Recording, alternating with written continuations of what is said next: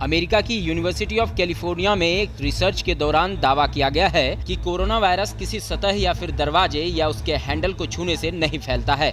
Research team में शामिल professor Monika Gandhi का कहना है कि इस रिसर्च से ये साफ हो गया है कि सतह पर पड़े वायरस में इतना असर नहीं है कि उसे छूने से इंसान बीमार पड़ जाए। इस रिपोर्ट के मुताबिक फर्श सैनिटाइज करने का भी कोई मतलब नहीं है। पूरी दुनिया समेत भारत कोरोना महामारी से त्रस्त है। कोरोना मामले की बढ़ती रफ्तार के बीच गुड न्यूज ये है कि देश में रिकवरी दर 84.34% तक पहुंच गया है। स्वास्थ्य और परिवार कल्याण मंत्रालय के आंकड़ों के मुताबिक मृत्यु दर 1.55% पर आ गई है। जॉन्स हॉपकिंस यूनिवर्सिटी के अनुसार 20 सबसे प्रभावित देशों में से भारत में मृत्यु दर सबसे कम है। भारत बायोटेक ने अपनी कोविड वैक्सीन में एक और दवा मिक्स करने का फैसला किया है। कंपनी का दावा है कि इसको मिलाने से लंबे समय तक कोरोना पास नहीं फटकेगा और वायरस से लंबे समय तक सुरक्षा होगी। कोवैक्सीन में एल्हिड्रॉक्सियम सेकेंड नाम का एडजुवेंट मिक्स करने से इम्यून सिस्टम बेहतर होता है, जिसको मिलाने पर वैक्सीन की क्षमता बढ़ जाती है। फिलहाल ये वैक्सीन फेज 2 के ट्रायल के फेज में है।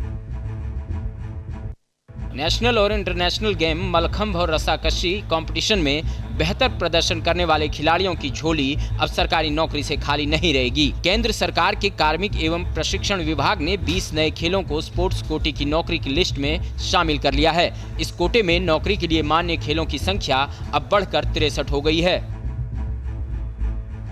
भारतीय रेलवे ने त्योहार को देखते हुए 200 स्पेशल ट्रेनें चलाने का फैसला किया है। खासकर बिहार, झारखंड और बंगाल में रहने वाले लोगों के लिए दुर्गा पूजा, दशहरा, दिवाली और छठ पर्व को देखते हुए इन 3 राज्यों को जोड़ने वाली 100 ट्रेनें चलाने का फैसला हुआ है। हालांकि पैसेंजर की संख्या को देखते हुए ट्रेनों की संख्या बढ़ाई भी जा सकती है। रेलवे के बोर्ड अध्यक्ष और मुख्य कार्यकारी अधिकारी वीके यादव ने प्रेस कॉन्फ्रेंस के दौरान इसकी जानकारी दी। एलएसी पर चीन की हिमाकत को देखते हुए बीआरओ देश के अंतिम गांव माणा से माणा पास तक डबल लेन सड़क का निर्माण तेजी से कर रहा है। आपको बता दें कि माणा से रताकोणा तक करीब 38 किलोमीटर के हिस्से में मरम्मत का काम इसी साल पूरा कर लिया जाएगा। इस सड़क के बनने के बाद एलएसी पर भारतीय सेना के हाथ और भी आसानी से चीन की गर्दन तक पहुंच पाएगा। माणा गांव से माणा पास तक सड़क की लंबाई करीब 53 किलोमीटर है, जिसकी कटिंग का काम साल 2016 में पूरा हो गया था। कोरोना वायरस के कहर के चलते पिछले 7 महीनों से बंद पड़े मुस्लिमों के धार्मिक स्थल मक्का को उम्रा के लिए खोल दिया गया है। कोरोना गाइडलाइंस के साथ मक्का को 3 चरणों में खोला गया है। पहले चरण में सऊदी के 6000 लोगों को जाने की इजाजत होगी। उम्रा के लिए श्रद्धालुओं को मोबाइल एप्लीकेशन से रजिस्ट्रेशन करना होगा। सऊदी के बाहर के लोग 1 नवंबर से मक्का जा सकेंगे।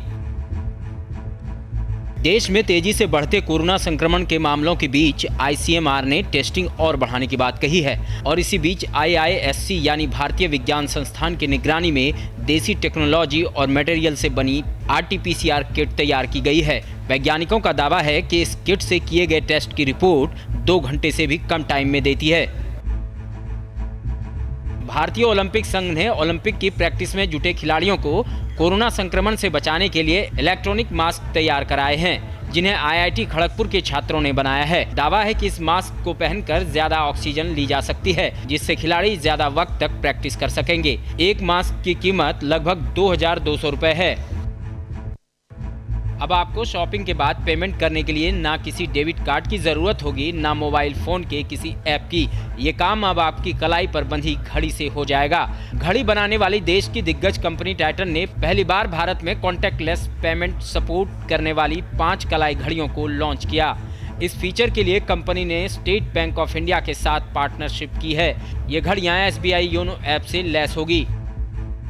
डिजिटल इंडिया मुहिम को आगे बढ़ाते हुए आईआईटी मद्रास ने मौशिक नाम से 100% देसी माइक्रो प्रोसेसर बनाया है, जो प्रोसेसर होने के साथ साथ एक मल्टीपर्पज चिप है। इसका इस्तेमाल credit cards, electronic voting machine, surveillance camera, safe lock, personal health management system और इंटरनेट बूस्टअप के लिए किया जा सकता है।